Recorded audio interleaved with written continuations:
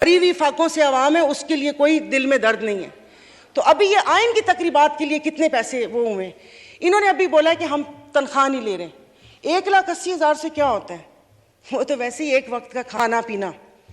तो लेकिन बाकी जो चीज़ें हैं वो, ये जो गाड़ियाँ, ये फ्यूल कार्ड, इनकी ताम झाम, इन सब पे कितना पैसा खर्च होता है।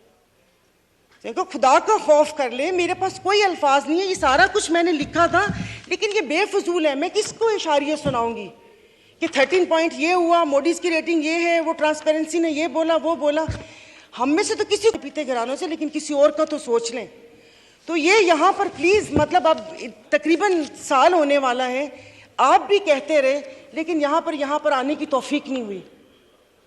मैं कुछ लोगों का, आप लोगों को दिलचस्पी होगी, आप यकीन नहीं करें, मुझे इस ऑडियो लीक से पीटीआई क्या कर रही है क्या नहीं कर रही है, मुझे कोई दिलचस्पी नहीं है। सब जाएं